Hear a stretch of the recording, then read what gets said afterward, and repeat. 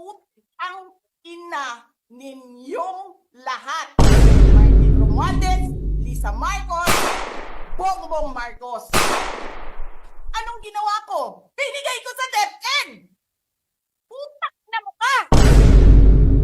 Wala ka ngang posisyon sa gobyerno, namimigay ka ng pera ng gobyerno eh.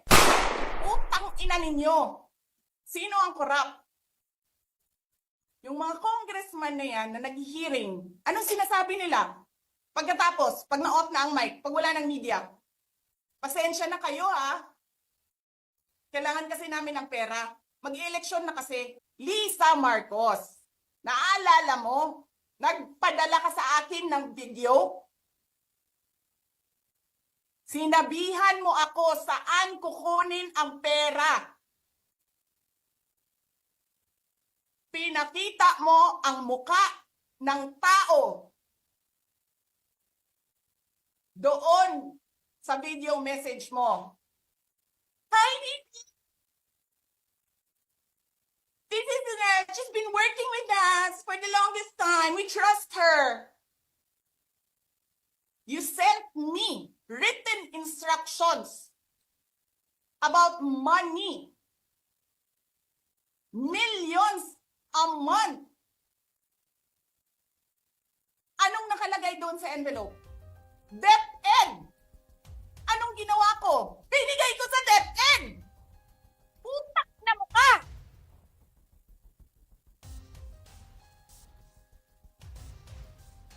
Wala ka ngang posisyon sa gobyerno, namimigay ka ng pera ng gobyerno eh.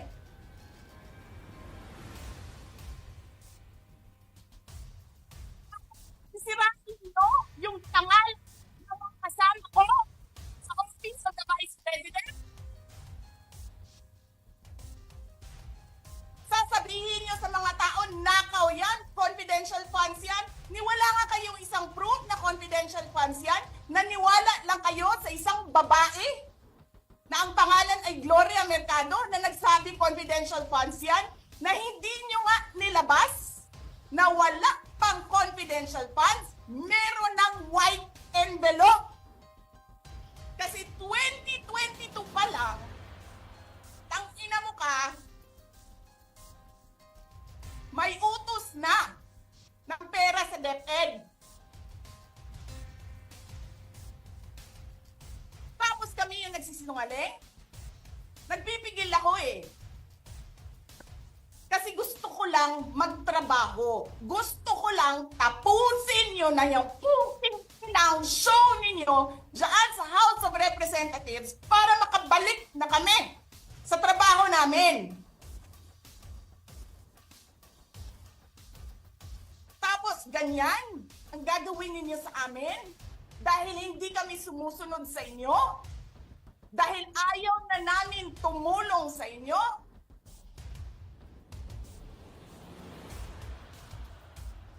Ganito gagawin ninyo?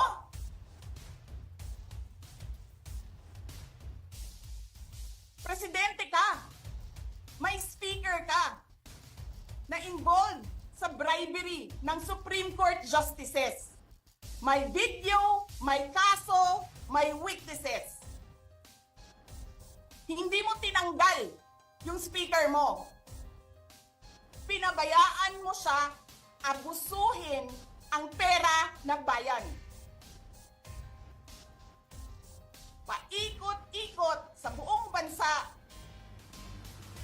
namimigay ng pera na para bang kanya yung pera.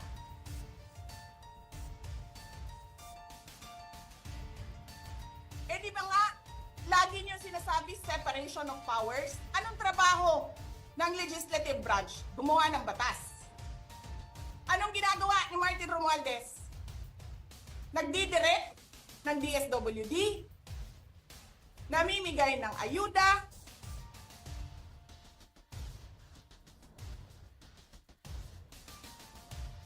nagsasabi kung anong bibigay, anong ibibigay, anong gagawin, sino ba ang presidente dito?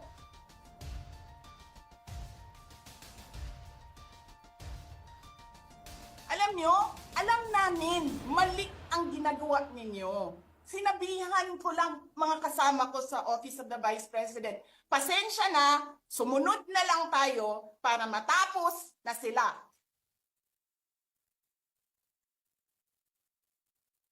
Tapos ganito ang gagawin ninyo?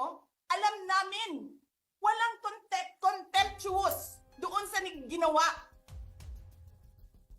ni Yusek Lopez. Wala. Lahat ng tanong, sinagot niya. Pumunta siya. Maayos siya kumausap. And then sasabihin ninyo sa amin, bakit kami susulat sa COA? Bakit hindi kami susulat sa COA? Hindi tapos ang appeal namin. Hindi tapos ang audit namin. Tapos, kuhag-hag na ninyo dihaktanan ang gisubmit namo sa COA? Hindi. Sobra kahayahay ninyo ng mga tao. Kaming lahat sa Office of the Vice President, Monday to Friday ang mga trabaho namin. Sa ibang opisina, Monday to Friday. I'm not saying na bawal yan.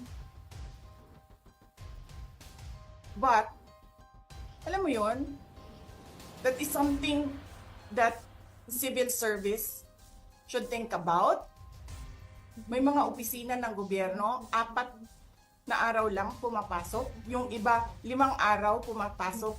Nandyan sa daan, sa init, sa ulan, nandun sa bundok, naglalakad, tumatawid ng mga sapa. Monday to Friday, mga government employees. And then we have a House of Representatives. Monday to Thursday lang ang trabaho.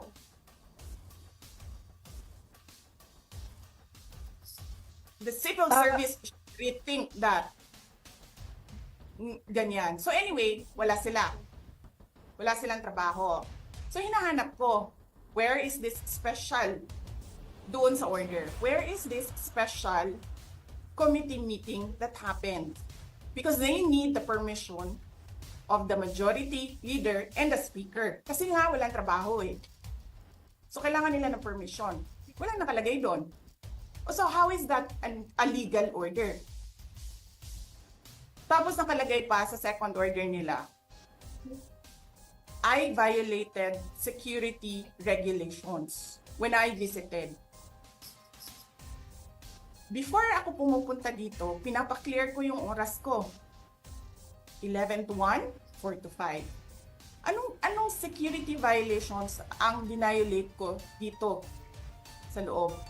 They allow other visitors to come in here. Pero ako, sinabihan ako kanina, hindi ka pwede bumisita dyan sa loob. Doon kayo sa visitor center. Ililipat namin. And then I said no. Sabi ko, sinabi ni Secretary Chua, through that lawyer, I think Attorney Agnes, I don't know if I remember the name correctly right now, na yes, she can visit subject to the guidelines of the detention center. And so anong ginawa ko mali? Basta na lang ba ganun? Sasabihin nyo, I violated security regulations. Ano yun? Wala naman ako 2 baril. Nung sinabi sa akin na hindi ako pwede pumasok, nag-antay ako. Alam mo, binibigyan ko pa ng pasensya yan si Taas ba yan? Kanina eh. Ngayon hindi na. Nagsinungaling pa siya. Na I refused daw to leave last night when I did not even know na pinapaalis ako. Ang sinabi lang sa akin, papatayin ang kuryente. Which I said, okay lang. Kasi may flashlight naman ako. Hindi ko naman kailangan ng kuryente. Tapos kanina, sa media, pinapalabas nila na I locked myself doon sa kwarto. Of course, nag-lock ako kasi natutulog na ako.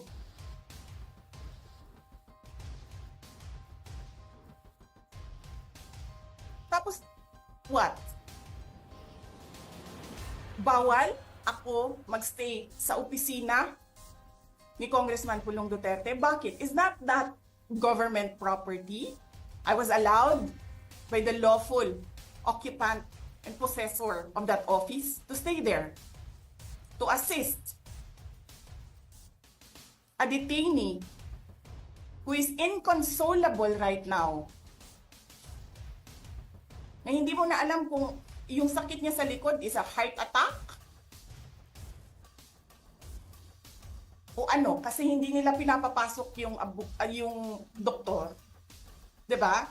So yes, hinahanap ko kanina, sabi ko, where is this permission from the speaker na meron kayong committee hearing kanina in the dead of the night to give an order na i-commit doon sa correctional facility. And where is the rule that says kapag may violation sa detention facility ay ililipat sa correctional facility? Ano yun? You make rules as you go along? Ano yun? Di ba dapat sa demokrasya, there's a rule of law? And then they make rules as they go along? Kung ano lang, whatever pleases the speaker, get her out of the House of Representatives. Kasi hindi siya dapat nandiyan. Bakit? Pag may-ari niyo ba itong compound na ito? And then sasabihin pa nila sa akin na there is a threat to my life inside the batasang pambansa? Why is there a threat to my life? This is the most secured facility because nandito lahat ng mga spoiled brat sa ating bansa. Tapos, sasabihin pa nila, well, pabigat ka sa amin kasi kailangan namin dagdagan ang security mo. Bakit? Trabaho ba nila magbantay sa akin? Eh di ba trabaho ng DPSPG yon?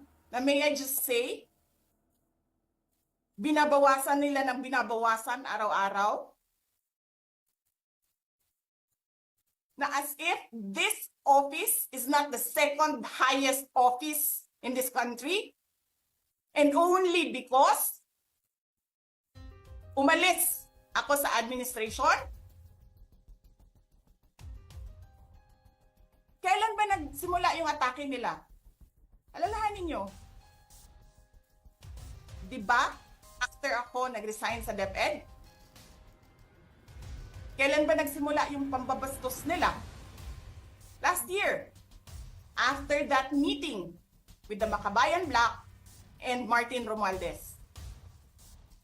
They started destroying my name, pummeling me in the media with a multi-million PR campaign.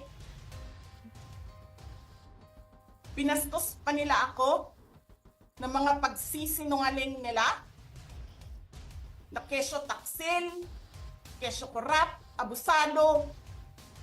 Putang ina ninyo! Sino ang korap?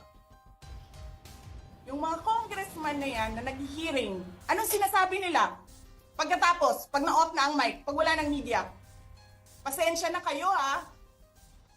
Kailangan kasi namin ng pera. Mag-i-eleksyon na kasi. Tabi kay Sara ha. Hindi ko naman gusto tong ginagawa ko eh. Eh putang ina, hindi mo pala gusto ginagawa mo eh. Bakit mo sinisira pangalan ko? Joel Chua.